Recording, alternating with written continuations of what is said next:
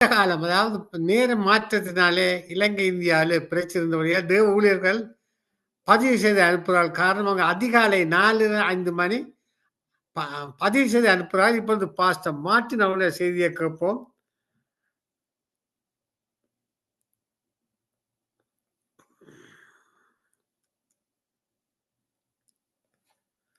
அவருடைய செய்தியை கேட்போம். இதோ அவருடைய செய்தி. கர்த்தருடைய பரிசுத்த நாமம் மையப்படுவதாக. இந்த வேளையிலும் சங்கம வானொலி மூலியமாய் கிறிஸ்துவுக்குள்ளாய் அன்பான சகோதர சகோதரிகள் யாவரையும் நான் சந்திப்பதிலே மிகுந்த பெருமகிழ்ச்சி அடைகிறேன். நாம் கர்த்தருடைய வார்த்தைக்கு நேராய் கடந்து செல்வோம். நாம் தொடர்ந்து ஜெபத்தை குறித்து நாம் பார்த்து கொண்டு வந்திருக்கிறோம். பாருங்க, ஜெபம் என்பது வெறும் பிரேயரா பெட்டிஷன் மட்டுமல்ல, தேவனிடத்திலிருந்து பதிலை பெற்றுக் கொள்வது. மீண்டுமாய் சொல்கிறேன், ஜெபம் என்பது வெறும் பிரேயரா பெட்டிஷன் மட்டும் கிடையாது. தேவனிடத்துல ஒவ்வொரு நாளும் ஜெபித்து ஜெபித்து அவருடைய பதிலை பெற்றுக் கொள்வது மாத்திரமல்ல, நாம் தேவனோடு உறவாடுகிற ஒரு காரியம், தேவனோட ஒரு நல்ல ஒரு ஃப்ரெண்ட்ஷிப் வைத்துக்கிற காரியம், ஐக்கியம் உள்ள ஒரு தேவன் தான் ஜெபம். ஏன்னா தேவன் ஒவ்வொரு சமயம் நம்மகிட்ட வந்து எதிர்பார்க்கிறார். நம்ம எப்படி ஜெபிக்க வேண்டும், நம் தேவ சமூகத்தில் வருகிறோமா, கர்த்தரை நோக்கி ஜெபிக்கிறோமா, அவரோடு கூட நாம் ஜெபத்திலே உருவாடுகிறோமா என்று தேவன் பார்த்து கொண்டிருக்கிறார். பாருங்க, அப்ப ஜெபத்திலே பேசப்படுகிற ஒவ்வொரு வார்த்தைகளும் ரொம்ப ரொம்ப முக்கியமானது. நாம் உலகத்துல இருக்கிற பெரியவர்கிட்ட பேசும்போது வீண் வார்த்தைகள் பேச மாட்டோம். சரியான வார்த்தைகளை நம்மளோட பேசுவோம். பாருங்க, அவருடைய நேரத்தை நம்ம பேச செய்ய மாட்டோம். நம்ம ஒரு பார்லிமெண்ட் எம்பிஓவோ அல்லது ஒரு எம்எல்ஏட்டோ ஒரு பெரிய நம்மளோட ஒரு ஆளுகை உள்ள ஒரு அதிகாரம் உள்ளவர்கிட்ட பேசும் பொழுது நம்முடைய வார்த்தைகள் கவனமா இருக்கும். ஆனா நாம் ஜெபிக்கும் பொழுது நாம் என்ன பண்ணுகிறோம் அப்படின்னா, தேவையில்லாத காரியங்களை பேசுகிறது, அது மட்டும் இல்லை, ரிப்பீட்டட் பிரேயர்ஸ் பண்ணுகிறது. அப்புறம் சண்டே கிளாஸ்ல நம்ம என்ன ஜெபம் பண்ணிக்கிறோமோ அதே ஜெபம், ஆரம்ப கால ஜெபத்தை அப்படியே தொடர்ந்து நம்ம பண்ணுகிறதா இருக்கிறது. இதெல்லாம் தேவனை பிரியப்படுத்த முடியாது. பாருங்க, ஆனால் நம்ம கடந்த வாரத்துல ஜெபத்தை மட்டும் பார்த்திருக்காமல் ஜெபத்தை சுற்றியுள்ள சத்தியங்களை ஒவ்வொன்றா நம்ம பார்த்து கொண்டு வந்திருக்கிறோம். பாருங்க, ஒவ்வொன்றா இதை நம்ம பார்க்கும் பொழுது நாம் இன்னும் அதிகமாய் தேவனை குறித்து அறிந்து கொள்கிறோம். நாம் எந்த ஸ்தானத்தில் இருக்கிறோம், நாம் எப்படி மாற வேண்டும், ஜெபத்துக்கு முன்பான எப்படி ஆயத்தமா இருக்க வேண்டும், எப்படி ஜெபிக்க வேண்டும், ஜெபத்துக்கு பின்னாடி நம்முடைய வாயின் வார்த்தையிலிருந்து நம்முடைய செயல்கள் நாம் எப்படியா இருக்க வேண்டும் என்பதை குறித்து பல காரியங்களை ஒவ்வொரு சத்தியமாய் நாம் தனித்தனியாய் தியானிக்காமல் ஜெபத்தை மையமாக வைத்து நாம் தியானித்துக் கொண்டிருக்கிறோம். அப்ப ஜெபங்கிறது நம்முடைய வாழ்க்கையில ரொம்ப ஒரு முக்கியமான ஒரு காரியம். பாருங்க, அதனாலதான் ஜெபம் தேவனை பிரியப்படுத்துறதா இருக்கிறது. போன வாரம் நம்ம கடந்த வாரங்கள் எப்படி பார்த்ததா பிசாசின் தந்திரங்களை எப்படி ஜெபத்திலே மேற்கொள்கிறது என்பதை குறித்து பார்த்திருந்தோம். பாருங்க, இந்த இடத்துல ஒரு புதிய ஜெபத்துக்கு நேரம் நம்ம கடந்து சொல்லுவோம். கர்த்தருக்கு பிரியமான காரியங்களை எப்படி செய்வது வாசிப்போம். 1 தெசலோனிக்கேயர் 4வது அதிகாரம் 1வது வசனம் நான் வாசிக்கிறேன்னு கேளுங்க. அன்றியும் சகோதரரே, நீங்கள் இன்னென்ன பிரகாரமா நடக்கும் தேவனுக்கு பிரியமா இருக்க வேண்டும் என்றும் நீங்கள் எங்களால் ஏற்றுக்கொண்டபடியே அதிகமாய் தேரும்படிக்கு கர்த்தராகிய இயேசுவுக்கு உங்களை வேண்டிக் கொண்டு புத்தி சொல்கிறோம். ஒரு ரிக்வஸ்ட், ஒரு ரிக்வஸ்ட் தெசலோனிக்கே சபைக்கு பவுல் எழுதுகிறார். என்ன எழுதுறாரு அப்படின்னு பாத்தீங்கன்னா, நீங்க எப்படி தேவனுக்கு பிரியமா நடக்கணும், அதற்காக நான் உங்களை கேட்டுக்கொள்கிறேன். தேவனுக்கு பிரியமா நடக்கிறதா என்ன? நீங்க முதலாவது பாத்துட்டீங்கன்னா, தேவனுடைய இன்னைக்கு ஒரு கிறிஸ்துவ வாழ்க்கையிலே மிகப்பெரிய ஒரு டாஸ்க் என்னன்னா தேவனுடைய சித்தத்தை செய்கிறது தான். அப்ப தேவனுடைய சித்தம் தேவனுடைய பிரியத்துக்கு அடையாளமா இருக்கிறது. அப்ப தேவனுடைய சித்தத்தை செய்யறதும் தேவனுடைய பிரியத்தை செய்யறதும் நம்முடைய வாழ்க்கையில ஒண்ணுதான். அன்பான சகோதர சொல்றேன், தேவனுடைய பிரியம் நம்ம மேல விழுந்துருச்சு, கத்து விழுந்துருச்சுன்னா கர்த்தர் நம்மளோட ஸ்பெஷல் பீப்புளாக அங்கீகரிக்கிறார். பாருங்க, இன்னைக்கு ஒரு குழந்தை வீட்டுல ஒரு அம்மா அப்பா வீட்டுல அநேக குழந்தைகள் இருந்தாலும் ஒரு குடும்பத்துல அது அம்மா அப்பாவுக்கு பிடித்த குழந்தைகள், கீழ்ப்பிடித்தல் குழந்தைகள் தான் ரொம்ப பிரியமா இருப்பாங்க. ஒருவேளை பார்சியாலிட்டிஸ் அவங்க பார்க்கலாட்டியும் அவங்களுக்கு பிரியம் தனிப்பட்ட மாதிரி ஒரு பெட்டு அப்படின்ற மாதிரி பார்க்கணும்னா யார் கீழ்ப்படுகிறா, யார் நன்றாக அவர்கள் நினைத்த பிரகாரமா இருக்கிறார்கள், அவர்கள் மேல் அந்த தாய் தந்தை பிரியமா இருப்பாங்க. அதுக்காக எல்லாத்துக்கு மேலேயும் அன்பே இல்லாம இருக்க மாட்டேன்னு சொல்லல, அவர்கள் மேல ஸ்பெஷலா ட்ரீட் பண்ணுவாங்க. அதே மாதிரி இயேசு கிறிஸ்து கர்த்தரே சொல்கிற ஒரு வார்த்தை என்ன அப்படின்னு பாத்தீங்கன்னா, லூக்கால 31, 21, 22 சர்டிபிகேட் கொடுக்குறாரு. என்ன சொல்றாருன்னா, இயேசு கிறிஸ்து வந்து பாருங்க யோவான் ஸ்நானத்துல வந்து ஞானஸ்தானம் பட்டு கரை ஏறுறாரு. கரை ஏறினவன சொல்றாரு 21வது அதிகாரம் 3வது அதிகாரம் லூக்கா 3வது 22 சொல்ற ஜனங்கள் எல்லாரும் ஞானஸ்தானம் பெற்ற போது இயேசுவும் ஞானஸ்தானம் பெற்று ஜெபம் பண்ணுகையில் வானம் திறக்கப்பட்டது. பரிசுத்த ஆவியானவர் ரூபம் கொண்டு புறாவை போல அவர் மேல் இறங்கினார். நல்லா பார்த்தவங்க வானத்திலிருந்து ஒரு சத்தம் உண்டாயிருது. என்ன சத்தம்? பிதாவாகிய தேவனே சத்தம் சொல்றாரு. சத்தம் அப்படி வானத்திலிருந்து மிகப்பெரிய சத்தமாய் கேட்கிறது ஜனங்களுக்கு. சொல்றாரு, நீர் என்னுடைய நேசகுமாரன், உன்னில் பிரியமா இருக்கிறேன்றாரு. பாருங்க, இயேசு கிறிஸ்துவ ஒரு மிகப்பெரிய சர்டிபிகேட். நம்ம எல்லாரும் நினைக்கிறோம்னா இயேசு கிறிஸ்து தேவனுடைய குமாரன், அவர் நேசகுமாரனா இருக்கிறார், அதனால பிரியமா இருக்கிறாரு மட்டும் கிடையாது. ஏன் அவர் பிரியமா இருக்கிறாரு?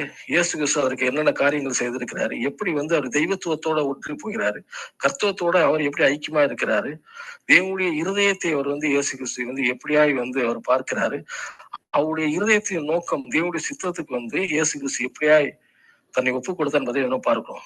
அதுக்கு முன்னாக நம்ம தேவன் வந்து நம்ம ரட்சிக்கப்பட்ட ஒரு நோக்கமே வந்து பாருங்க, நம்ம வந்து அந்த காலத்துல இருந்தோம், கர்த்தர் வந்து நம்ம ஒளிக்கு அழைத்திருக்கிறாரு. நம்ம அந்த பழைய மனுஷன்ல இருந்து அப்படியே நம்ம சரீரத்தை எந்த மாற்றம் ஏற்படல. ஆனா நம்முடைய இருதயமானது நம்முடைய வாழ்க்கையில ஒரு மிகப்பெரிய மாற்றத்தை உண்டு பண்ண வேண்டும். நாம் தேவனுக்கு பிரியமுள்ளவர்களாய் நடக்க வேண்டும். பாருங்க, அதற்காக வந்து பாத்துட்டீங்கன்னா எபேசியர்ல வந்து இப்படியே வந்து எபேசியர் 5வது அதிகாரத்துல பாத்தீங்கன்னா 1வது அதிகாரத்துல வந்து 1வது வசனத்துல இருந்து 10வது வசனத்து வரைக்கும் அவர் இப்படியா சொல்லுகிறாரு, எப்படி தேவனுடைய பிரியத்தை பெற்றுக்கொள்கிறது. அது ரொம்ப ரொம்ப முக்கியம். பாருங்க, நம்ம எபேசியர் 5வது அதிகாரம் 1வது வசனத்துல இருந்து 10வது வசனம் வரைக்கும் வாசிச்சோம்னா ஒரு ஓரலா நான் வாசிக்கிறேன் கேளுங்க. நான் பெரிய வசனங்கள் மாதிரி சொல்றேன். அதனால் நீங்கள் பிரியமான பிள்ளைகளை போல தேவனை பின்பற்றதாகும். அதாவது தேவனை பின்பற்ற வேணும். இரண்டாவது சொல்கிறது, கிறிஸ்து நமக்காக தம்மை தேவனுக்கு சுகந்த வாணிக்கையாக சுகந்த வாசனையாக காணிக்கையாகவும் பலியாகவும் ஒப்பு கொடுத்து நம்மில் அன்பு கூர்ந்த போல நீங்களும் அன்பில் நடந்து கொள்ளுங்கள். இது ரொம்ப முக்கியமான விஷயம். பாருங்க, ஏன் இந்த இயேசு கிறிஸ்து வந்து தேவன் வந்து பிரியமா இருக்கிறார் அப்படின்னு சொல்றாருன்னா, அது காரணம் வந்து தம்மை அவர் வந்து ஒப்பு கொடுத்தார், ஒரு புறவாக்கத்தின் ஊழியத்தை பண்ணார். அதான் பின்னாடி பார்க்க போறோம். பாருங்க, அவர் தேவனுடைய இருதயத்துடைய பிதாவாகிய இருதயத்துடைய சித்தத்தை வந்து அவர் பார்த்து அதற்கு தன்னை ஒப்பு கொடுத்துக்கிறார், சித்தத்துக்கு ஒப்பு கொடுக்கிறார். அதே மாதிரி அவர் நம்மளை நேசிக்கிறார். அது மாதிரி நம்மளும் ஒருவரை ஒருவர் என்ன பண்ணுவோம், நேசிக்க வேண்டும். அது சொல்றாரு 3வது வசனம் பார்த்தோம்னா, பரிசுத்தவான்களுக்கு ஏற்றபடி பேசித்தனமும் மற்ற அசுத்தமும் பொருளாசம் ஆகியவைகளின் பேர் முதலா உங்களுக்குள்ளே சொல்லப்படவும் கூடாது. பேர் முதலா நீங்க சொல்லாதீங்க, இந்த மாதிரி வார்த்தைகளை கூட சொல்லாதீங்க. 4வது வசனம், அப்படியே வம்பும் புத்திரமான பேச்சும் பரியாசமும் தகாதவைகள், ஸ்தோத்திரம் தகுதலே தகுதும். பாருங்க, இதெல்லாம் தேவையில்லாத வார்த்தைகளை விட்டு நாம் என்ன செய்யணும் அப்படின்னா வாழ்க்கையில ஸ்தோத்திரம் செலுத்துறவளா இருக்க வேண்டும் ஒவ்வொரு நாளும். 5வது வசனம் பாருங்க, விபச்சாரக்காரனாவது அசுத்தனாவது விக்கிரகாதனக்காரனாக பொருளாசைக்காரன் தேவனுடைய ராஜ்யமாய கிறிஸ்துவின் ராஜ்யத்தை சுதந்திரம் அடைகிறது என்று அறிந்திருக்கிறீர்களே சொல்றாரு. இதெல்லாம் நான் உங்களுக்கு போதிச்சுட்டு வந்திருக்கிறேன், இதெல்லாம் உங்களுக்கு தெரியும், புதுசா உங்களுக்கு கத்துக் கொடுக்க வேண்டிய அவசியம் கிடையாது. விபச்சாரக்காரன் அசுத்தன் விக்கிரகாதனக்காரன் பொருளாசைகள்லாம் தேவனுடைய ராஜ்யம் ஒரு நல்ல ஒரு வாழ்க்கைக்கு நேரம் அவரால் என்ன பண்ண முடியும், கிறிஸ்துவுக்குள்ள நேரம் கடந்து போக முடியாது. 6வது வசனம், இப்படி பட்டவை நிமித்தமாக கீழ்ப்படியாண்மையின் பிள்ளைகளிடத்தில் தேவ கோபாக்களை வருவதால் உங்களில் ஒருவனும் வீண் வார்த்தைகளாலே மோசம் போகாதபடிக்கு எச்சரிக்கணும். வாயில் வார்த்தைகள் வீண் வார்த்தை வரக்கூடாது. 7வது வசனம் பார்த்தா, அவர்களுக்கு பங்காளிகாரர்கள் அவரோட சேர்ந்து நீங்க வந்து ஃபெல்லோஷிப் வச்சுக்காதீங்க. நீங்க உலகத்தோடு இருக்கலாம், ஆனா நீங்க உலகத்தார் கிடையாது. அவரோட வாசம் பண்ணுறீர்கள், அவரோட சஞ்சரிக்கிறீர்கள், அவரோட வேலை செய்கிறீர்கள், அவரோடு நம்ம வந்து என்ன பண்ணிடுவோம், சொந்தக்காரங்களாக்கும் உறவு கொண்டாடுகிறோம். ஆனா அவர்களுக்கு நமக்கு ஒரு வித்தியாசம் இருக்கிறது. பாருங்க, 8வது வசனம் பார்த்தோன்னா, முற்காலத்து நம்ம ரட்சிக்கப்படுறதுக்கு முன்னாடி நம்ம அந்தரகமா இருந்தோம், இப்பொழுது கிறிஸ்துவுக்குள் நம்ம என்ன பண்ணிருக்கோம், வெளிச்சமா இருக்கிறோம். பாருங்க, வெளிச்சத்தின் பிள்ளைகள் நடந்து கொள்ளுங்கன்னு சொல்லிட்டு 9வது வசனம் சொல்கிறது, ஆவியின் கனி சகல நற்குணத்திலும் நீதியிலும் உண்மையில விளங்கும். ஆவியின் கனிகளை பாருங்க, 9 விதமான கனிகள் இருக்கிறது. அது வந்து பாருங்க, நம்முடைய வாழ்க்கையில வந்து நம்ம ஒரு சற்குணம், ஒரு நல்ல குணத்துக்கு நேராய், நல்ல ஒரு நீதிக்கு நேராய், உண்மைக்கு நேராய் என்ன பண்றது, நம்மளை வழி நடத்தும். 10வது வசனம் ரொம்ப ரொம்ப முக்கியம், கர்த்தருக்கு பிரியமானது இன்னது என்று சோதித்து பாருங்க.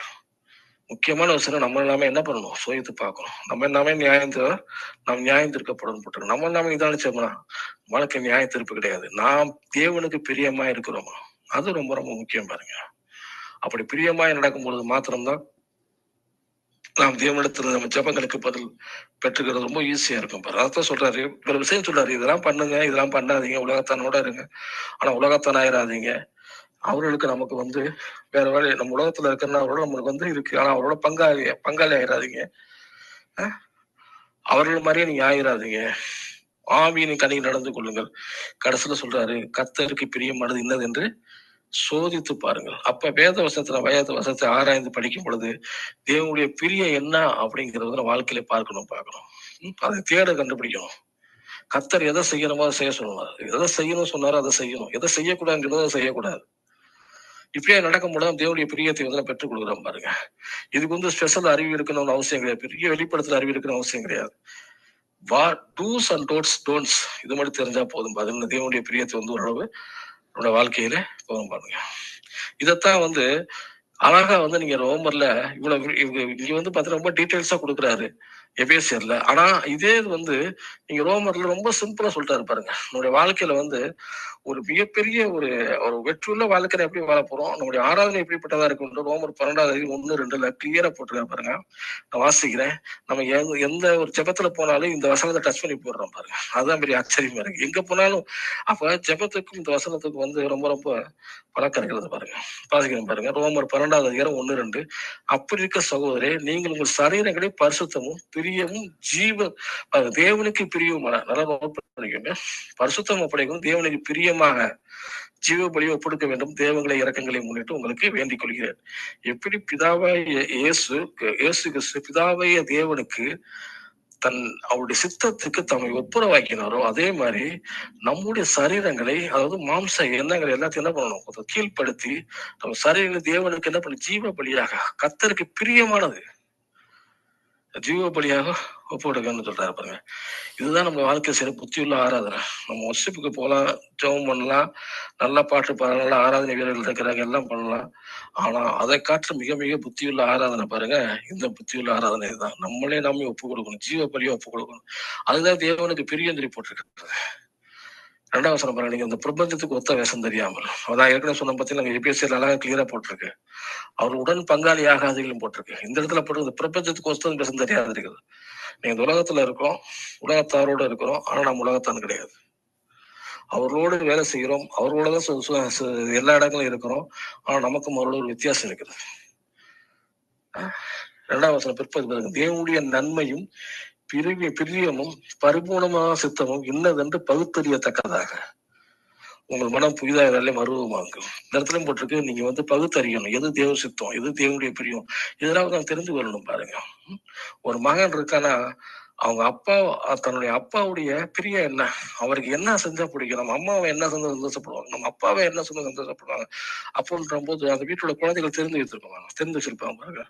ஏன்னா அவங்களுக்கு தெரியும், இதை செஞ்சாதான் அவங்க நமக்கு காரியம் செய்வாங்க அப்படின்றது நல்லாவே தெரியும் பாருங்க. அதே மாதிரிதான் நாம் விசுவாசிதா என்ன தேவனுக்கு பிரியமான ஒரு காரியம், தேவனுக்கு எது பிடிக்கும், அது நம்முடைய வாழ்க்கை ரொம்ப முக்கியம். அதை நாம் தெரிந்து கொள்ள வேண்டும். அதான் சொல்றோம், அதை தெரிந்து கொள்ள வேத வசனத்தோடு என்ன பண்ணணும், அதிகமாய் பழக வேண்டும். நாம் எந்த அளவுக்கு வேத வசனத்தோடு அதிகமாய் பழகிறோமோ அந்த அளவுக்கு நாம் தேவனோடு பழகிறோம்.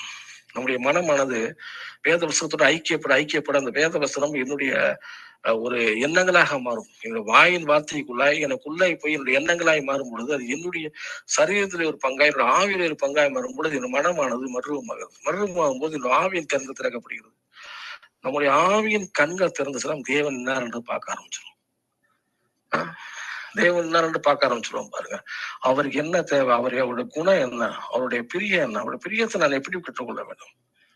அவருடைய பிரியத்தை பெற்றுக்கொள்வது மாத்திரம்தான் நம்முடைய ஜெபங்களுக்கு பதில் தொடர்ந்து நம்முடைய ஜெபம் வித்தியாசம் ஆயிடும்.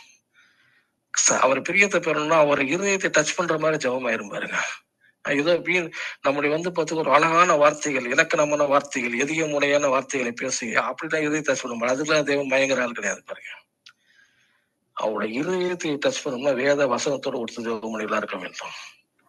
அவர் இதயத்துக்கு என்ன பிரியமோ அந்த பிரியத்தோடு நாம் ஜெபிக்கும் பொழுது நம்முடைய வாழ்க்கையில மிகப்பெரிய மாற்றங்கள் உண்டாகிரும் பாருங்க. அப்ப இயேசு கிறிஸ்துவ ஒரு மாடல் எடுத்துக்கும். இயேசு கிறிஸ்துவ தேவன் சொன்ன பாத்தீங்களா, லூக்கால ஒரு சர்டிபிகேட் பண்றாரு, நேசகுமார் ஒரு பிரியமா இருக்கிறாரு. அது எப்படி அவருடைய பிரியம் உண்டாயிடுச்சு அவர் மேல அப்படின்னு நீங்க பாத்தீங்கன்னா எபிரேயர்ல 10ஆம் அதிகாரம் 5ஆம் வசனம் 10ஆம் வசனம் வாசிக்க நினைக்கிறேங்க.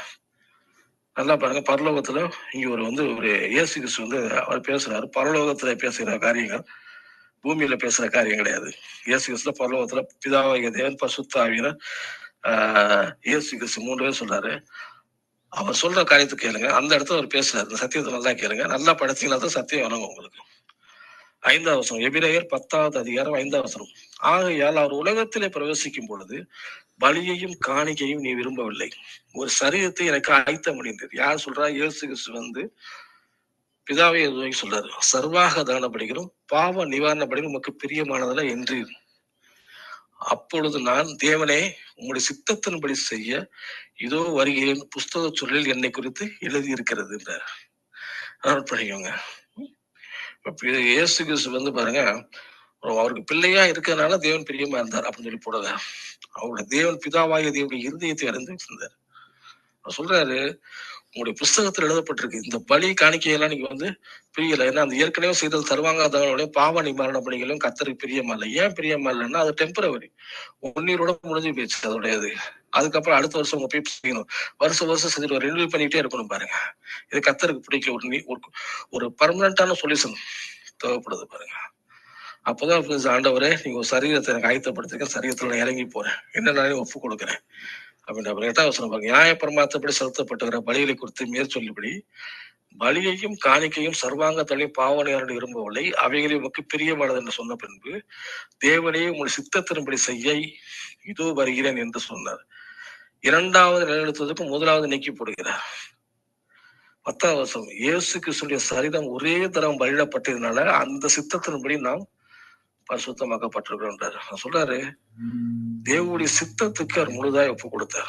அதனாலதான் என்ன சொல்றாரு, தேவன் சில பிரியமான சகோதரன், சிறியமான மகன் பாருங்க, நீங்க நேசகுமாரன், இவர்கள் பிரியமா இருக்கிறேன், இவர்கள் அன்பு கொடுக்கிறேன் அப்படின்றாரு. ஏன் அன்பு கொடுறேன் அப்படின்னா, பிதாவாகிய தேவனுடைய சித்தத்தை இயேசு கிறிஸ்து ஒரு சரீரத்திலே சுமந்து இந்த பூமிக்கு மாட்டு கொட்டையில பார்த்து பிறந்தது மாத்திரமல்ல, நமக்காக கல்வாரி சிறுவரைக்கும் சென்று அடிபட்டு மிதிக்கப்பட்டு நிர்வாண கோலமாய் தொங்கிய அந்த சித்தத்தை முழுவதுமாக சேர்த்து தீர்த்தா பாருங்க. தேவனுடைய பிரியம் அவரை பெற்றுகின்ற தேவனுடைய எண்ணங்கள் என்ன அப்படிங்கிறது அவருக்கு தெரியுது பாருங்க. தெரிய தெரிந்த வாழ்க்கையில மிகப்பெரிய ஒரு மாற்றம் உண்டாகிறது. அதை நாம் பார்க்கும் பொழுது, அதை நாம் படிக்கும் பொழுது, இயேசு கிறிஸ்துவ வாழ்க்கை முறை என்னுடைய வாழ்க்கை முறையாக மாற்றும் பொழுது, நான் சிலுவையை சுமக்கல, நான் போய் சிலுவையில போய் பலியாகிற மற்றவர்கள், கர்த்தர் எனக்காக பலியானார், என்னை விடுதலையாக்கினாரு, அவர் மேல அன்பு அதிகமாய் கூறுகிறது. மனுஷர்கள் எனக்கு செய்யல, என்னுடைய பெற்ற தாய் தகப்பன் சில நண்பர்கள் செய்யல, மனைவி கணவர்கள் செய்யல பாருங்க, தேவன் எனக்காக செஞ்சார். அது செய்யும் பொழுது, நினைக்கும் பொழுது நம்முடைய இருதயம் அன்பால் பொங்குகிறது பாருங்க. இதான் சொல்லுங்க, பிதாவாகிய இருதயத்தை, பிதாவாகிய தேவனுடைய இருதயத்தை எப்படி தேவன் இயேசு அறிந்து கொண்டாங்கிறது இதான் செய்யும் பாருங்க. இது எங்க போட்டிருக்குன்னா, புஸ்தக சூழலில் என்ன குறித்து எழுதப்பட்டிருக்குன்னா, எங்க போட்டிருக்குன்னா சங்கீதத்துல போட்டிருக்கோம். சங்கீதம் 40 தாவீது இப்படியா தீர்க்கதரிசனமா சொல்லியிருக்காரு பாருங்க. சங்கீதம் 40 6-8, 6-8 வசனம் வரைக்கும். பலியையும் காணிக்கையும் நீ விரும்பாமல் என் செவிகளை திறந்தீர், சர்வாங்க தகன பலிகளையும் பாவ நிகாரண பலியும் நீர் கேட்கவில்லை. அப்பொழுது நான் இதோ வருகிறேன், புத்தக சுருத்து என்னை குறித்து எழுதியிருக்கிறது, என் தேவனே உமக்கு பிரியமானதே செய்ய விரும்புகிறேன். எப்படி இருக்கு பாருங்க. இயேசு சொல்றாரு தேவனை பார்த்து, என் தேவனே உமக்கு பிரியமானதை செய்ய விரும்புகிறேன், உமது நியாயப்பிரமாணம் என் உள்ளத்தில் இருக்கிறது என்று சொன்னேன்றார். எப்படின்னு பாருங்க. இதைத்தான் அங்க இயேசு கிறிஸ்து கோட்படி சொல்றாரு, புஸ்தக சொல்லி என்னை குறித்து எழுதியிருக்கிறது என்றாரு. சொல்றாரு, என்ன எழுதிருக்குது, என் தேவனே உமக்கு பிரியமானதை செய்ய விரும்புகிறேன். எப்படி பாருங்க, இயேசு கிறிஸ்து நமக்கு ஒரு மாதிரியா இருக்கிறார் பாருங்க. எப்படி பிதாவாகிய தேவனுடைய இருதயத்தை அறிந்து வைத்திருக்கிறார், அவருடைய சித்தத்தை செய்ய தன்னைத்தானே ஒப்பு கொடுக்கிறார் பாருங்க. நீங்க அதை பார்த்தீங்கன்னா தெரியும். பார்த்துட்டு நீங்க குலேசியர்ல கிளியராக போட்டிருக்கு பாருங்க. குலேசியர் 1வது அதிகாரம் 20வது வசனம் 21 படிச்சீங்கன்னா தெரியும். அவர் சிறுவேலை சிந்த ரத்தத்தினாலே சமாதானத்தை உண்டாக்கி பூலோகத்தில் உள்ளவைகள் பரலோகத்தில் உள்ளவைகள் யாவையும் அவர் மூலமாய் நமக்கு ஒப்புரவாகவும் அவருக்கு பிரியமாயிற்று. பாருங்க, இயேசு கிறிஸ்துவ பிரியம் என்ன பிரியம் அப்படின்னா, பிதாவாகிய தேவனுடைய பிரியம் என்னவோ அது தன்னுடைய பிரியமா ஏற்றுக்கொள்கிறார். அவர் சிறுவேலை சிந்த ரத்தத்தினாலே சமாதானத்தை உண்டாக்கினார் பாருங்க. பூலோகத்தில் உள்ளவங்க பரலோகத்தில் உள்ளவருக்கும் யாவையும் அவர் மூலமா நமக்கு ஒப்புரவாக்கினார். ஒரு பரலோக ராஜ்யத்துக்கும் நம்ம எளிய ராஜ்யத்துல இருந்தோம் ஒரு மிகப்பெரிய ஒரு பிளப்பு உண்டாயிருச்சு. என்னைக்கு இயேசு சிறுவியல போய் மறித்து உயிர்த்து அந்த பிளப்பு சரி செய்யப்பட்டது பாருங்க. இயேசு கிறிஸ்து அந்த பிளப்பை சரி பண்றாரு. அந்த பிளப்பானது மறைக்கப்பட்டிருக்கிறது பாருங்க. இப்ப எனக்கு தேவனுக்கு இடையில யாருமே கிடையாது. தேவன் என்னையும் தேவனையும் ஒப்புர வைக்கிறாரு. எதனால ஒப்புர வைக்கிறாரு? அவர் சிலுவையில சிந்துனா ரத்தம். எனக்காக சிலுவைக்கு போனார், கல்வார் சிலுவைக்கு போனாங்க. அன்பை நினைச்சு பார்க்கும்போது இருதயத்துல கண்ணீர் வலிக்கிறது பாருங்க. என்னையும் ஒரு ஆளாக நினைத்து, நம்மையும் ஒரு ஆளாக நினைத்து கர்த்தர் சிலுவையிலே நம்ம நினைத்தார் பாருங்க. நினைச்சு பார்த்துட்டு பாருங்க. 2000 வருடங்கள் முன்பாக சிலுவையில் இருந்தாலும் ஒரு ஃபியூச்சர்ல அவர் பார்க்கறாரு. இன்னும் எத்தனை பேர் தன்னுடைய ராஜ்யத்துல வர போறாங்க பார்த்துருவோம். அத்தனை பேருக்கு அவங்க கர்த்தர் என்ன பண்றாரு? சிலுவையில ரத்தம் சிந்தினார் பாருங்க. 21 வசனப்படியா சொல்லுகிறது. கொலோசியர் 1:21 பாருங்க. முன்னே அக்கிரம அந்நியராகவும் துர்க்கதியாலே மனதிலே சத்துருவாயும் இருந்த உங்களையும் பரிசுத்தராகவும் குற்றமற்றவர்களாகவும் கண்டிக்கப்படாதவராகவும் தமக்கு முன் நிறுத்தும்படியாக அவருடைய மாம்ச சரீரத்துல அடைந்த மரணத்தினாலே இப்படி ஒப்புரவாக்கிறார். பூமிக்கு வந்த நோக்கமே ஒப்புரவாக்குதல் ஊழியத்தை செய்யறதுக்கு தான். ஒப்புரவாக்குறது யாரால முடியுதுன்னா யாரால முடியாது. பிதாவாய தேவனையும் நம்மளையும் ஒப்புரவாக்குறது அப்படின்னு பார்த்தா 2 பேருக்கு இடையில பாவம் இருக்குது. பாவத்தை சிலுவையில தன் ரத்தத்துல இயேசு கிறிஸ்து கொண்டாரு பாருங்க. அது சர்வசாதாரண காரியம். படிக்கிறதுக்கு வேணா ஈஸியா இருக்கலாம், சிம்பிளா இருக்கலாம். ஆனா அது சிலுவையில இயேசு கிறிஸ்து பட்ட பாடுகள் நமக்காக தான். நம்முடைய வாழ்க்கையில நாம் பாவத்தில் அழிந்து போகக்கூடாது, நாம் வியாதியில் அழிந்து போகக்கூடாது, நாம் தரித்திரத்தில் அழிந்து போகக்கூடாது. எல்லாவற்றையும் ஜெயிக்கணும்னா கர்த்தராகிய இயேசு கிறிஸ்து நம்முடைய சார்பிலேயே அவர் சிலுவைக்கு போகணும் பாருங்க. முழுவதுமா ஒப்பு கொடுத்த. அதனாலதான் அவருடைய நேசகுமாரன் பிரியமா இருக்கிறேன் அப்படின்னாரு பாருங்க. சரி, அது மட்டும் கிடையாது. நம்ம தேவனுங்க இயேசு கிறிஸ்துங்க, அவர் தான் ரொம்பவும் பிரியமா இருக்காரு. அவர் இதயத்தை பிதாவாய் தேவனுடைய இருந்தவர். அதனால அவர் இதயத்தை பாக்குறது ஈஸி. நம்ம விசுவாசி, நம்மளால முடியுமா அப்படின்னு நீங்க பாத்துட்டீங்கன்னா, நீங்க பாருங்க, இன்னொரு எடுத்துக்கிட்டா சொல்றேன். இன்னொரு மனிதன் வேதத்தை எடுத்தோம்னா ஏனோக்கு எடுக்கலாம் பாருங்க. ஏனோக்கை பத்தி பாத்தீங்கன்னா பெருசா பழைய ஏற்பாட்டுல பெருசா ஒண்ணும் போடல. பழைய ஏற்பாட்டுல என்ன போட்டிருக்கு நான் வாசிக்கிறேன் பாருங்க. ஆதியாகமம் 5வது அதிகாரத்துல 21, 24 வாசிக்கிறேன் பாருங்க. சிம்பிளா ஏனோக்கு குறித்து 4 வசனம் தான் போட்டிருக்கு. ஏனோக்கு 65 வயதான போது மெத்துசலாயை பெற்றான். ஏனோக்கு மெத்துசாலையை பெற்ற பின் 300 வருஷம் தேவனோட சஞ்சரித்து கொண்டு குமாரரையும் குமாரத்திகளையும் பெற்றான். நல்லா நோட் பண்ணிக்கோங்க. 300 வருஷம் தேவனுடைய சஞ்சரித்தான். சஞ்சரித்த முடியாது. அதே பீரியட்ல அவர் என்ன பண்றாரு? குமாரனையும் குமாரத்தையும் பெற்றார் அப்படின்னா அதே தன்னுடைய வாழ்க்கையும் அவர் வாழ்கிறார். உலக வாழ்க்கையை அவர் வாழ்ந்து கொண்டு தேவனோடு சஞ்சரித்து கொண்டிருக்கிறார் பாரு. இவர் யாரு? தேவனா இல்ல, மனுஷன். இயேசு கிறிஸ்து பரலோகத்துல இருந்து வந்தாரு, அதனால தேவனுடைய பிரியதனை அவருக்கு என்னன்னு தெரியும் அப்படின்னு பார்த்தா ஏனோவை குறிச்சு போட்டிருக்கு. அவன் தேவனோடு சஞ்சரித்து கொண்டாரு போட்டிருக்கு. சஞ்சரித்துக்கிட்டே அவர் பிள்ளைகளை என்ன பண்றாரு? குமாரரையும் குமாரத்திலையும் பெற்றார். அப்புறம் என்ன அர்த்தம்? அவர் தேவனோடையும் சஞ்சரிக்கிறாரு. அது மட்டும் கிடையாது, இந்த உலக வாழ்க்கையிலையும் அவர் ஈடுபட்டு இருக்காரு. உலகத்துல உலக வாழ்க்கைனா அவரு பாவம் தெரிஞ்சாலும் ஈடுபடல. உலக வாழ்க்கைனா நம்மை போல பாடுபடுகிறார். நமக்கு என்ன கஷ்டப்பட்டிருக்கோம். அன்னைக்கே நமக்கு ரொம்ப advance technology, AI period, scientific period, computer period எல்லாம் தாண்டி என்ன பண்ண ஏஐ பீரியட் வந்துட்டோம். நம்ம எல்லாத்துக்கும் வசதிகள் இருக்கு. ஆனா பாருங்க, ஏனோக்கு இருக்கிற இடத்துல அப்படிலாம் ஒண்ணுமே கிடையாது. எல்லாத்தையும் கஷ்டப்பட்டுதான் செய்யணும். இந்த வாழ்க்கையில கஷ்டப்பட்டு 300 வருடம் தேவனோட சஞ்சரிக்கிறாரு. இந்த வாழ்க்கையும் வாழ்றாரு, தேவனோட சஞ்சரிக்கிறாரு. 23 வருஷம் பாருங்க. ஏனோக்குடைய நாளெல்லாம் 365 வருஷம். 65 வருடத்துலதான் மெத்துசலா பெறாரு ஃபர்ஸ்ட் பொழுது. 300 வருஷம் தேவனோட செஞ்சாரு. மொத்தமே ஒரு டோட்டல் ஏற 365 வருஷம் தான். 24 வருஷம் பாருங்க. ஏனோக்கு தேவனோட சஞ்சரித்து கொண்டிருக்கையில் காணப்படாமல் போனான், தேவன் அவனை எடுத்துக்கொண்டார். சிம்பிளா முடிச்ச அந்த இடத்துல. ஏனோக்கு குறிச்ச 4 வருஷம் தான். தேவனோட சஞ்சரித்தாரு, 305 வருஷம் வாழ்ந்தாரு, மெத்துசாலாவை பெற்றாரு. 300 வருஷம் அவர் தேவனை சந்தரிக்கும் பொழுது பிள்ளைகளை பெற்றுக் கொண்டார் அப்படின்னு போட்டிருக்கு. அப்புறம் தேவன் ஏனோக்கு தேவனோட சஞ்சரித்து கொண்டு போய் காணப்படாமல் போனான், தேவன் அவனை எடுத்துக்கொண்டார் அப்படின்னு போட்டு சிம்பிளா ஒரு 4 வசனத்துல போட்டிருக்கு. ஆனா இதையே புதிய ஏற்பாட்டுல பாருங்க எப்படியா சொல்லப்பட்டிருக்குன்னு பாத்தீங்கன்னா, எபிரேயர் 11:5-6 ரொம்ப கிளியர். இன்னும் கொஞ்சம் ஏனோக்கு குறிச்சு பாத்தீங்கன்னா பெருசா வேதத்துல ஒரு பெரிய விலாபராட்டா போடல. ஆனா இங்க இடத்துல போட்டிருக்கு பாருங்க. எபிரேயர் ஆசிரியர் எழுதுறாரு, விசுவாசத்தினாலே ஏனோக்கு மரணத்தை காணாதபடிக்கு எடுத்துக்கொள்ளப்பட்டான். ஏன்? விசுவாசத்தினால என்ன? பெரிய விசுவாசமா இல்ல, தேவன் மேல் வைத்திருக்கிற விசுவாசம். தேவன் அவரை எடுத்துக்கொண்டபடியினால் அவன் காணப்படாமல் போனான் பாருங்க. தேவனே என்ன பண்றாரு? உயிரோடு இருக்கும் பொழுதே, அவர் மரித்து எடுத்துக்கொள்ளப்படல, உயிரோடு இருக்கும் பொழுது என்ன பண்றாரு? அவர் தேவன் எடுத்துக்கிட்டவர் காணாமல் போனார்.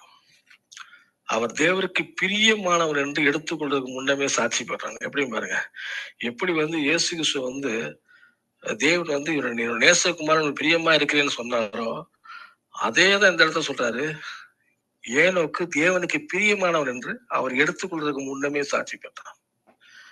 பாருங்க, விசுவாசம் இல்லாமல் விசுவாசம் இல்லாமல் தேவனுக்கு பிரியாமல் இருப்பது கூடாத காரியம். ஏனென்றால் தேவனிடத்தில் சேர்கிறவன் அவர் உண்டென்றும் அவர் தமது தேடுகிறவர்களுக்கு பலன் அளிக்கிறவர் என்றும் விசுவாசிக்க வேண்டும். ஏன் விசுவாசிக்கணும்? விசுவாசத்தினாலே ஏனுக்கு மரணம் எடுத்துக் கொள்ளப்பட்டான். விசுவாசத்தினாலே என்ன பண்றான்? நற்சாட்சி பெற்றான். தேவனுக்கு பிரியவன் என்று ஏனோக்கு நற்சாட்சி பெற்றான். ஒரு நற்சாட்சி உள்ள ஒரு வாழ்க்கை. அந்த 300 வருஷம் தேவனோட சஞ்சரிக்கான் அப்படின்னா தேவனோட நடந்தான். தேவனுடைய இருதயத்தை அவன் தெரிஞ்சுக்கிட்டான். அவருக்கு தேவனுக்கு பிரியமானவன் பாருங்க, பிரியமானவன் சர்டிஃபிகேட் வாங்குற அளவுக்கு அவர் 300 வருஷம் எப்படி இருக்கும் பாருங்க. ஒரு நாள் 2 நாள் கிடையாது. நம்ம கிறிஸ்துவ ஜீவியத்தை நீங்க நடத்துறதுக்கு நம்ம அவ்வளவு கஷ்டப்படுறோம். இந்த ஒரு வாரம் பசுத்த ஜீவியம் வாழ்ந்துட்டாலே பெருசு அப்படின்ற மாதிரி நினைக்கிறேன். எப்படியோ ஒரு பாவத்துல விழுந்தக்கூடாது நினைக்கிறேன். 300 வருடம் தேவனோடு கூட வாழ்ந்திருக்காரு அப்படின்னா அவர் எப்பேற்பட்ட மனிதனாக இருக்க வேண்டும் பாருங்க. இவர் தேவன் கிடையாது, ஏனோக்கு தேவன் கிடையாது. பரலோகத்துல வரல, ஆனா பரலோகத்துக்கு போனாது. டைரக்டா மரணத்தை ருசி பார்க்காமலே ஏனோக்கு பரவாயில்ல. ஏன்னா என்னுடைய பாஸ்டர் எப்படியா சொல்லுவாரு, ஏனோக்கும் தேவன் ரொம்ப ஃப்ரெண்ட்ஷிப்பா இருந்தாங்க. அவர் சொல்றாரு, அப்படியே 2 பேர் நடந்து போய் பேசிட்டே நடந்துட்டே போனாங்களாமா. போக போக போக கடைசியில் என்ன சொல்லிட்டாரு ஆண்டவர், சொல்றாரம்மா, ஏனோக்கு உன்னுடைய வீடு ரொம்ப தூரமா இருக்கு, என் வீடு ரொம்ப பக்கத்துல இருக்கு, நீ பரலோகத்து வரைக்கும் நெருங்கி வந்துட்ட, சஞ்சரிச்சு வந்துட்ட, அதனால நீ நேரம் இங்கேயே வந்துரு, என் வீட்டுக்கு வந்துரு அப்படி சொல்லி கூட்டிட்டு போயிட்டாரு. ஒரு கற்பனையாக சொல்லப்பட்டிருந்தாலும் இன்னைக்கு நம்முடைய வாழ்க்கையில அப்பதான் நடக்கும் பாருங்க. நம்ம நல்ல ஒரு ஆழமான நண்பர்கிட்ட கூட சில நேரங்கள் பேசிட்டே போயிடும். அவர் வீட்டுல கொஞ்ச நேரம் பேசிட்டு லேட் ஆயிடுச்சு என்ன பண்ணுவோம், அவர் நண்பர் என்ன சொல்லுவாரு, லேட் நைட் வீட்டுக்கு போக தர மாட்டேன், என் கூட இருங்க, நீங்க ஏன் வீட்டுக்கு போறீங்க, இருந்துட்டு காலைல போங்கன்னுவாங்க. ஒரு சாதாரண விஷயம். அது மாதிரிதான் ஏனோக்கும் தேவனுக்குள்ள உறவு அப்படின்ற மாதிரி என்னுடைய போதவர் இப்படியாக சொல்லுவாரு பாருங்க. தேவனோட அந்த அளவுக்கு நெருங்கி பழகின ஒரு மனிதனாக இருந்தாரு பாருங்க. இவனுக்கு நம்மை போல பாடுபட்டார். ஏன்னா அந்த இடத்துல இருக்க 300 வருஷம் தேவனோட சஞ்சரிட்டே இருக்கும்போது குமாரத்திகளையும் பெற்றாரு பாருங்க. ஏதோ ஒரு 3ஆம் வாரத்துல மிதந்துட்டே இருக்குல்ல, அவர் இந்த பூலோகத்துலதான் இருந்தாரு. இயேசு கிறிஸ்து சொன்னோம்னா அவர் தேவனுங்க, அதனால அவர் தேவனுடைய இருதயத்தை பெற்றுக்கிட்டாரு. கீழே தன்மை தாமே ஒப்பு கொடுத்தாரு, கல்வாரி சிலுவைக்கு போனாரு, அவர் ஒரு ஸ்பெஷல் பவர் இருக்குன்னு கூட சொல்லலாம். ஆனா இங்கே அப்படி கிடையாது. ஒரு மனிதன் தேவனுக்கு பிரியத்தை பெற்றுக்கொண்டான்னு சொல்லி எபிரேயர் ஆசிரியர் சாட்சி கொடுக்கிறாரு பாருங்க. நம்ம கொஞ்சம் நம்முடைய வாழ்க்கையை ஒரு ஆராய்ச்சி பார்க்கணும். நம்முடைய வாழ்க்கை எப்பேற்பட்டதா இருக்கிறது? தேவனுக்கு பிரியமான காரியங்களை நம்ம பார்க்கிறோமா? பிரியமான காரியங்களை சிந்திக்கிறோமா? நம்முடைய ஆராதனை, நம்முடைய வாழ்க்கையில ஆராதனை எப்பேற்பட்ட ஆராதனையா இருக்கிறது அப்படின்னு முக்கியம். ஏனோக்கே போல தேவனை சந்தரிக்கிறோமா? ஏன் ஆதாம் எடுத்துக்கோங்க, ஆதாமி ஏவாத கூட சொல்றாரு, 3ஆவது அதிகாரம் 8ஆவது வசனத்திலே சொல்லப்பட்டிருக்கு பாருங்க. பகலில் குறிச்சியான வேலையில் தோட்டத்தில் உள்ளவர்கள் தேவனாய கர்த்தருடைய சத்தத்தை அவர்கள் கேட்டார்கள். நல்லா புரிஞ்சு வச்சுக்கோங்க. தேவன் வராரு, குளிர்ச்சியான நேரத்துல வராரு, ஆதாமோட இவரோட ஒரு தொடர்பு வைத்துக் கொண்டிருக்கிறார், அவரோட சஞ்சரிக்கிறார். அப்பேற்பட்ட தேவன் தான். ஏன்னா அவருடைய இருதயம் அப்படிதான். தன் உண்டாக்கின மனிதர்களோடு அவர் பரலோகத்தில் இருக்கிறதை கற்று தான் மனிதர்களோட இருதயத்துல ஒன்றாய் இருக்க வேண்டும் என்று பாக்குறாரு பாருங்க. அவருடைய இயக்கம் என்ன? நம்முடைய சித்தத்தை அவர் புரிந்து கொண்டாரா? நமக்கு பிரியத்தை அவர் பெற்றுக்கொள்றதா? நம் வேதத்துல அவரோட உருவாடுகிறோமா? இதைத்தான் தேவன் பாக்குறாரு பாருங்க. அருமையான சகோதர சகோதரிகளா சொல்லுகிறேன், தேவனுடைய பிரியம் என்ன என்று நான் பகுத்தறிக்கணும் பார்க்கணும். அதற்காகத்தான் தெசலோனிக்க சபைக்கு புத்தி கூறுறாரு. தேவனுடைய பிரியத்தை என்னன்னு பாருங்க. பிரியத்தை நான் போட்டு போகும்போது நம்முடைய வாழ்க்கை ஜெயமாய் மாறும். நம்முடைய வாழ்க்கையில ஜெயமாய் மாறும். ஒவ்வொரு நாளும் தேவனோட கூட அவரோட சஞ்சரித்து கொண்டே நம்ம இந்த உலக வாழ்க்கையை நடத்தி கொள்வது ரொம்ப ஈஸியா இருக்கும். அதனால தேவனத்தில் விசுவாசம் இல்லாமல் தேவனுக்கு பிரியமா இருக்கிறது கூடாத காரியம். அப்ப விசுவாசம் அப்படின்னா தேவன் இருக்கிறார், அவர் தம்மை தேடுகளுக்கு பலன் அளிக்கிற தேவன். நான் சொல்றேன், தேவன் உங்களோட கூட இருக்கிறாரு. நீங்க சரியாய் தேவனை தேடினால் அவர் உங்களுக்கு பலன் அளிக்கிற தேவன். கர்த்தர் நேற்றும் என்று மாறாதவர். ஜெபம் பண்ணுவோம். அன்பின் பரலோக பிதாவை நன்றி துதிக்கும் தகப்பனே, கர்த்தாவே, இந்த சத்தத்தை கேட்டுக்கொண்டிருக்கிற அருமையான கிறிஸ்துவுக்குள் அன்பான சகோதர சகோதரிகள், இதனால் வாழ்க்கை வாழ்கிற வாழ்க்கையை போல் அல்ல ஆண்டவரை, ஏனோக்கை போல் இயேசு கிறிஸ்துவை போல் ஆண்டவரை, தேவனை பிரியப்படுத்துகிற வாழ்க்கை, தேவ வசனத்தோடு வாழ்கிற வாழ்க்கை ஆண்டவரை அதில் வாழட்டும். வாழ்க்கையில ஒரு மிகப்பெரிய மாற்றம் உண்டாகட்டும். அவருடைய எண்ணங்கள்ல மர்மம் உண்டாகட்டும். அவருடைய ஆராதனை மிகுந்த புத்தியுள்ள ஒரு ஆராதனையா இருக்கட்டும் ஆண்டவர். உடைய பிரியமான காரியங்களை அவர்கள் செய்ய உதவி செய்வீராக. ஒரு பாரம்பரியத்தின்படி அல்ல, கிறிஸ்துக்குள்ளாய் அவருடைய இருதயத்தை கத்தாவே, அவருடைய சிந்தனைகளை பகுத்து ஆராய்கிறவர்களாய் உங்களுடைய வாழ்க்கையை மாற்றுகிறாங்க. அவருடைய தேவையெல்லாம் சந்திக்கப்படுகிறாங்க. ஒருவேளை தனிமையா இருந்தால் தேவனே நீ அவரோட கூட சஞ்சரிக்கிறீர். எப்படி ஆதாமை தேடி வந்தாரோ, ஏனோக்கை தேடி வந்தாரோ, தனிமையா இருப்புடைய வாழ்க்கையில நீ தேடி வந்து அவரோட சஞ்சரிக்கிற தேவனா இருக்கிற அப்படின்னு நாம் கண்டு செலுத்திட மாட்டாரு. ஒவ்வொருத்தருடைய தேவையிலையும் சந்திக்கிறீர் ஆண்டவரே. உங்களுக்கு பிரியமான மகனாய் எங்களை மாற்றுள்ளபடிதான் என்று செலுத்துறோம். ரட்சகர் இயேசு கிறிஸ்து நாமத்தை ஜெபிக்க ஜீவன் நல்ல பிதாவே, ஆமென். ஆமென், ஆமென். இதுவரை நேரமும் செய்தி கொடுத்த பாஸ்டர் மார்ட்டின் இந்தியா தேவனுக்கு பிரியமாக இருப்பது எப்படி என்ற தலைப்பிலே ஒரு செய்தியை கொடுத்திருந்தார். ஆசீர்வாதம். இன்றைய நாளிலே முடிவு ஜோதி எடுக்க போறோம். இன்றைய நாளே சிஸ்டர் கருணா, சிஸ்டர் ஜெயரஞ்சனி இருவரும் ஸ்துதி ஆராதனை எடுத்தார்கள். சிஸ்டர் ரஜினி அலங்காரமணி கேட்டுக்கொண்ட பிள்ளைகளுக்காக ஊழியருக்காக சிஸ்டர்கள் ஜெபித்தார்கள். பாஸ்டர் விக்டர் போல் பாஸ்டர் மார்ட்டின் செய்து கொடுத்தார்கள். மிகவும் ஆச்சரியமாக இருந்தது. 2 செய்தி மிக ஆச்சரியமாக அமைந்தது. கர்த்தருக்கு ஸ்தோத்திரம். நாங்கள் ஜெபம் செய்வோம். அன்பான பரலோக தகப்பனே சுவாமி, ஐயா, இந்த வேளையில் சுவாமி, இந்த வார்த்தையின் வெளிச்சத்திலே சுவாமி இம்மட்டுமாக ஆசீர்வாதத்தை தந்தீரே அந்த கிருபையை காண்டி இந்த வார்த்தைகளின் வெளிச்சத்திலே வந்த தேவ ஊழியர்கள், தாழ்ந்து கொடுத்த பிள்ளைகள், கேட்டுக்கொடுத்த பிள்ளைகள், மறுவழிப்பில் கேட்கிற பிள்ளைகள், யூடியூப்பில் கேட்கிற பிள்ளைகளை ஆசீர்வாதியும். இந்த வார்த்தையின் வெளிச்சத்தின் சங்கமா வானொலியும் ஆசீர்வாதியும். சிஸ்டர் ஜெசிலின், சிஸ்டர் ரீட்டா பிள்ளைகள் பேர் பிள்ளை அனைவரையும் ஆசீர்வதித்து இது வழிநடத்த வேண்டுமாக ஜெபிக்கிறோம் சுவாமி. தொடர்ந்து நாளைய நடக்கிற நித்திய வச்ச நேரத்தை நீ ஆசீர்வதித்து தந்தருமாக. எல்லாம் வல்ல இயேசு கிறிஸ்துவின் அதிகாரமுள்ள நாமத்தினாலே ஜெபிக்கிறேன் பரமபிதாவே, ஆமென், ஆமென். நாங்கள் இப்பொழுது எல்லாரும் ஆத்மாவே முடிவு கொண்டுருமா? எல்லோரும் ஆத்மாவே சொல்லுவோம். ஓகே. என் ஆத்துமாவே கர்த்தரை ஸ்தோத்திரி, என் முழு உள்ளமே அவருடைய பரிசுத்த நாமத்தை ஸ்தோத்திரி. என் என் ஆத்துமாவே கர்த்தரை ஸ்தோத்திரி, அவர் அவர் செய்த சகல உபகாரங்களையும் மறவாதே. ஆமென்.